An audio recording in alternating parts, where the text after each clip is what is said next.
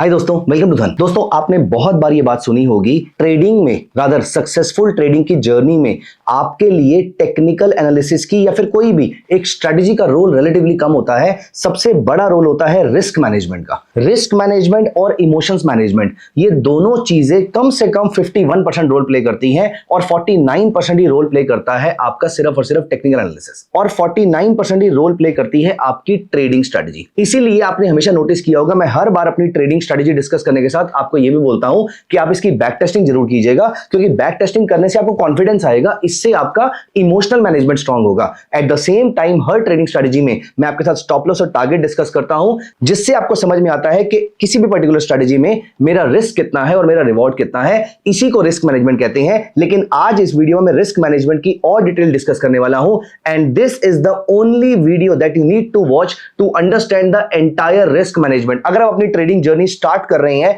या फिर अगर आपकी ट्रेडिंग जर्नी अभी सिर्फ कुछ साल पुरानी है, तो दोस्तों ये रिस्क मैनेजमेंट की टेक्निक्स, ये रिस्क मैनेजमेंट की बातें आपके लिए जानना अटमोस्ट इंपॉर्टेंट है, क्योंकि इसके बिना आप एक सक्सेसफुल ट्रेडिंग जर्नी कंप्लीट नहीं कर सकते हैं, सक्सेसफुल ट्रेडिंग जर्नी की तरफ आगे नहीं बढ़ सकते हैं। तो दोस्तों, क्या है वो रिस्क मैनेजमेंट की टेक्निक, आज मैं आपके साथ डिस्कस करने वाला हूं। तो सबसे पहली चीज, सबसे पहले रूल को डिस्कस करते हैं। यहां पर कुछ बातें ऐसी हैं जो आपने वेगली सुन रखी होंगी, लेकिन मैं इसके बारे में और डिटेल में बात करना चाहूंगा। अब दोस्तों, रिस्क मैनेजमेंट का सबसे पहला rule, of course risk management में आपका स्टॉप लॉस आता है, आपका रिस्क पर ट्रेड आता है, आपकी पोजीशन साइजिंग आती है। तो रिस्क मैनेजमेंट में आपकी तीन चीजें आती हैं। मैं दोबारा बता रहा हूं, आप चाहें तो इन तीनों चीजों को लिख सकते हैं, अपनी ट्रेडिंग की स्क्रीन पे लगा सकते हैं, अपने ट्रेडिंग डेस्क पे लगा सकते हैं। तो प्लीज मेक श्योर कि आप इन तीन चीजों को जरूर याद रखिए, क्योंकि पूरा फोकस अगर आपका ट्रेडिंग स्ट्रेटजी की तरफ रहेगा और रिस्क मैनेजमेंट को इग्नोर करेंगे, तो रिस्क मैनेजमेंट को इग्नोर करने का क्या इंपैक्ट होता है, मैं आपको एक एग्जांपल के थ्रू बता दूं। मेरा पर्पस यहां पर आपको डराने का नहीं है, ना ही किसी के एफर्ट्स को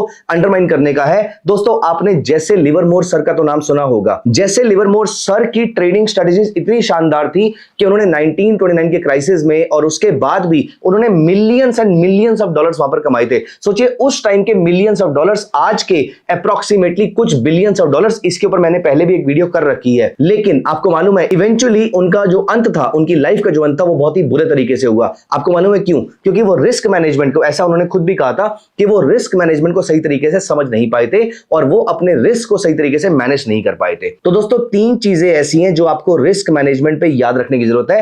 पहला, स्टॉप लॉस। दोस्तों, हर ट्रेड का एक स्टॉप लॉस तो होना चाहिए, लेकिन सभी को लगता है कि स्टॉप लॉस क्या है, सिर्फ एक प्राइस है जो मुझे वहां पर मेंशन करना है। नहीं, स्टॉप लॉस को अप्लाई करने के दो तरीके हो सकते हैं। पहला, आपका टेक्निकल स्टॉप लॉस हो सकता है, दूसरा आपका मॉनेटरी स्टॉप लॉस हो सकता है। दोस्तों, टेक्निकल स्टॉप लॉस क्या होता है, मैं धीरे धीरे जब इस वीडियो में आगे बढ़ूंगा तो हमारा टॉपिक और हमारा जो कंटेंट है वो और इंपॉर्टेंट होता जाएगा, क्योंकि सबसे एंड में सबसे एडवांस्ड और सबसे इंपॉर्टेंट कॉन्सेप्ट डिस्कस करने वाला हूं, विच इज पोजीशन साइजिंग। मैं उसका कैलकुलेटर भी आपको दिखाऊंगा, जिससे आप हमेशा कैलकुलेट कर सकते हैं कि आपकी पोजीशन साइजिंग क्या होनी चाहिए। तो दोस्तों, पहले चलते हैं पहले टॉपिक की तरफ, जिसके बारे में हम बात कर रहे हैं, विच इज स्टॉप लॉस। दोस्तों, स्टॉप लॉस में सबको लगता है कि मैंने 100 रुपए का स्टॉप लॉस परचेज किया है, ठीक है, क्या लगता है 98 रुपीज का स्टॉप लॉस लगा लेते हैं। दोस्तों, this is the common perception और this is the common methodology of applying a stop loss, क्योंकि मुझे लग रहा है कि 98 के स्टॉप लॉस से मार्केट वापस जा सकती है, या फिर 98 का लेवल तो मार्केट नहीं काटेगी, और या फिर सिर्फ अपने आप को प्रोटेक्ट करने के लिए स्टॉप लॉस लगाना है। एक काम करते हैं, 80 का लगा के छोड़ देते हैं, इसके बियॉन्ड तो लॉस नहीं होगा, इससे पहले मार्केट जितना नीचे जाएगी मैं और एक्यूमुलेट कर लूंगा। दोस्तों, this is not a right way. हमारे पास स्टॉप लॉस लगाने की दो टेक्निक्स होती हैं और दोनों आपको पता होनी चाहिए,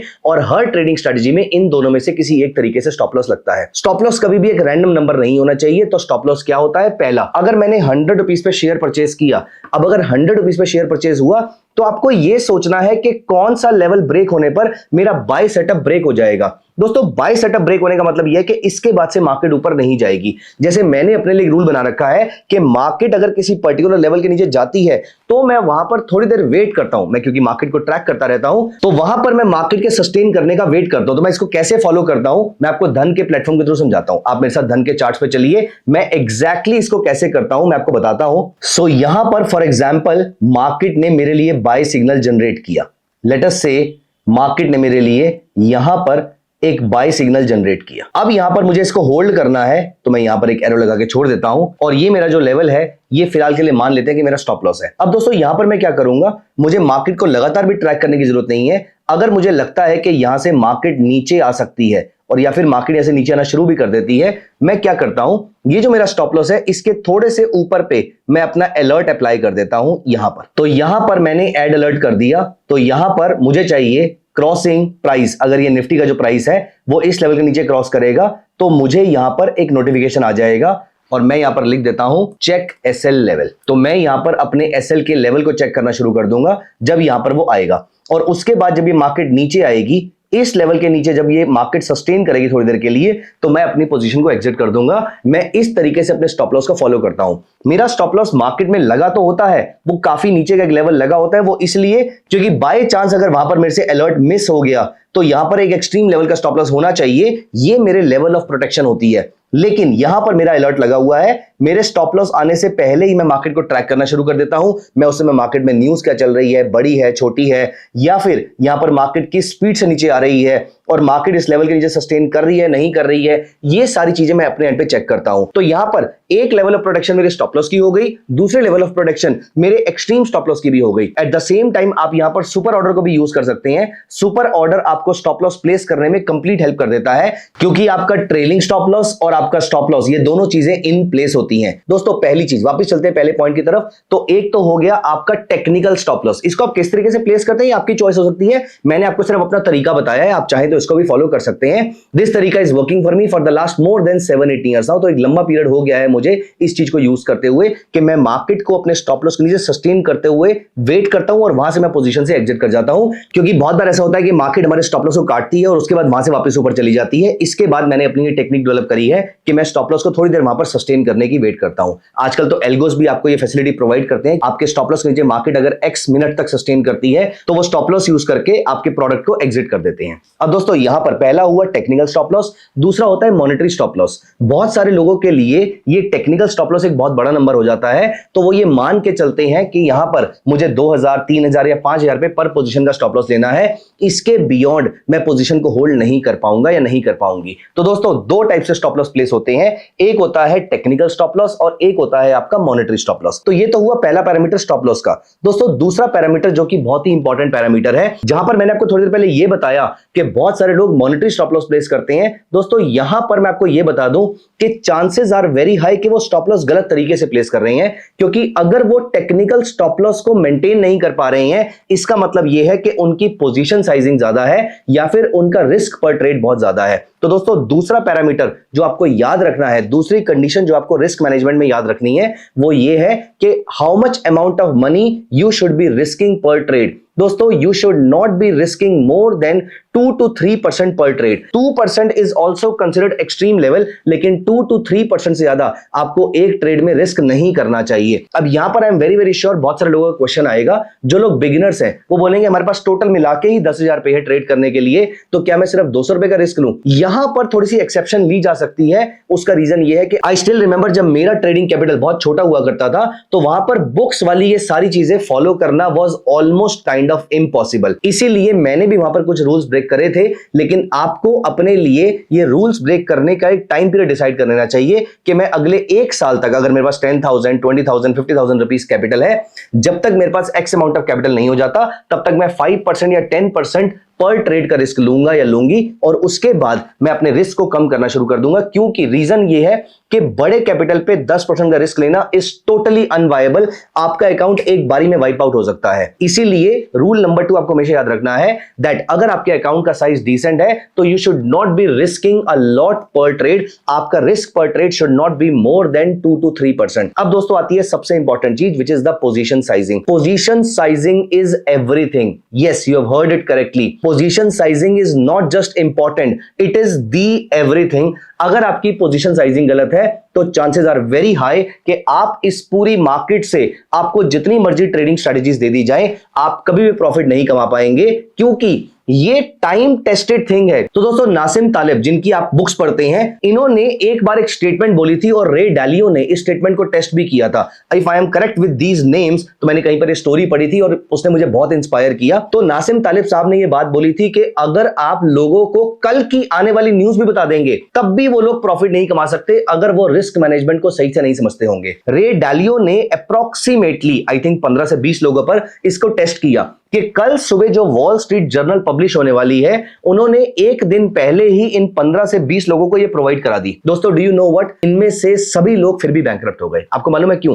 क्योंकि इनका कॉन्फिडेंस लेवल इतना ज्यादा हाई था कि इन्होंने एक एक ट्रेड पे अपना सारा पैसा लगा दिया, इन्होंने एक एक ट्रेड पे अपना बहुत बड़ा अमाउंट डिप्लॉय कर दिया। अब ऐसा करने पर अगर वो ट्रेड गलत हुआ तो उनका कैपिटल वाइप आउट हो गया, जो कि एक्चुअली में हुआ। जबकि ऐसा पर्सन जिसके पास कोई भी न्यूज नहीं थी, लेकिन उसने रिस्क मैनेजमेंट को सही से फॉलो किया, उसने पोजीशन साइजिंग को सही से फॉलो किया, उस इंसान की लाइफ स्टॉक मार्केट में बहुत ही लंबी रही। फाइनेंशियल मार्केट उन्होंने बहुत लंबे टाइम तक ट्रेड किया, ऐसा उन्होंने पाया अपनी रिसर्च के थ्रू। सो दोस्तों, पोजीशन साइजिंग इज एवरीथिंग। और यहां पर पोजीशन साइजिंग के लिए आपके पास धन कैलकुलेटर्स पे पोजीशन साइज कैलकुलेटर है। I would strongly recommend you कि ये पेज आपके डेस्कटॉप पे हमेशा खुले रहना चाहिए, क्योंकि हर ट्रेड से पहले आपको पता होना चाहिए मेरी पोजीशन साइजिंग कितनी है। फॉर एग्जांपल, मैं आपको एग्जांपल के थ्रू दिखाता हूं। यहां पर मैंने टाइप किया धन कैलकुलेटर्स, यहां पर आपको दिख रहा है पोजीशन साइज कैलकुलेटर, और मान लेते हैं कि मेरे कैपिटल का साइज है 10 लाख रुपए और मैं एक ट्रेड पे 5% का रिस्क लेना चाहता हूं। अब अगर मैं 5% का रिस्क लेना चाहता हूं, इसका मतलब मेरा पोटेंशियल रिस्क जो है वो 50,000 रुपीज का हो सकता है। अब गाइज, यहां पर मेरा अगर जो स्टॉक है वो 100 रुपए का है, या मान लेते हैं मेरा जो स्टॉक है वो 5,000 रुपीज का है, और मेरा जो स्टॉप लॉस है वो 4920 का स्टॉप लॉस बनता है, मतलब मैं 80 रुपीज पर शेयर पे लॉस ले सकता हूं। दोस्तों, ऐसे केस में मेरा जो पोटेंशियल रिस्क है, क्योंकि मैंने डिफाइन कर दिया कि मैं सिर्फ 50% रिस्क लेना चाहता हूं, और मेरा बाय प्राइस 5,000 रुपीज का है, मेरा स्टॉप लॉस 4920 रुपीज के आसपास का बन रहा है। दोस्तों, मुझे यहां पर 625 शेयर ही खरीदने चाहिए। मेरा इन्वेस्टमेंट अमाउंट जो है वो 31,25,000 रुपीज का हो सकता है लीवरेज लेकर। मेरा पोटेंशियल रिस्क जो है वो सिर्फ और सिर्फ 50,000 रुपीज का रहेगा।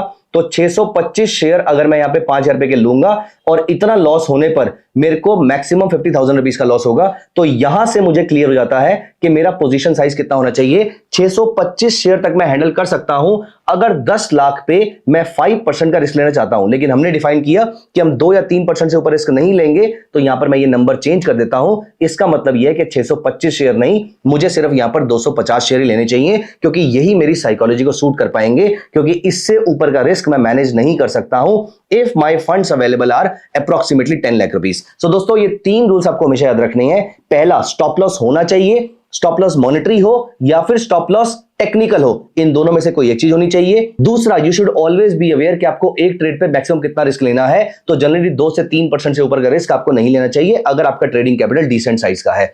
और तीसरा, position sizing is the utmost important thing. It is not just an important thing, it is the thing, it is the most important thing. इसलिए आप अपनी पोजीशन साइज की लिमिट से बाहर नहीं निकलेंगे। और आपकी पोजीशन साइजिंग आपको कैसे डिफाइन करनी है वो आप यहां पर धन के कैलकुलेटर्स में जाके चेक कर सकते हैं। वैसे इसको चेक करने का एक और भी तरीका है, आप धन चार्ट्स पे जाइए, ट्रेड प्लान पे क्लिक कीजिए, और आप यहां पर भी डिफाइन कर सकते हैं, जैसे कि आप देख पा रहे हैं कि मैं 3% रिस्क एक ट्रेड में लेता हूं और मुझे 10% के आसपास का रिवॉर्ड चाहिए होता है। एग्जीक्यूट ट्रेड प्लान करने पर मेरा ये शेयर ऑटोमेटिकली इंट्राडे के लिए ट्रेड हो जाएगा। तो दोस्तों, ये 3 चीजें आपको हमेशा याद रखनी है, और ये तीनों चीजें एक बार कमेंट्स में जरूर लिखिए। I will be very happy talking about all these topics in comment section. अगर आपके माइंड में कोई भी डाउट है तो आइए कमेंट्स में बातें करना स्टार्ट करते हैं। आपके जो भी क्वेश्चंस है, जो भी डाउट्स है, जो भी क्वेरीज है, वो कमेंट्स में पोस्ट कीजिए, मैं उसको अभी के भी आंसर करता हूं। Thank you so much, bye bye, take care.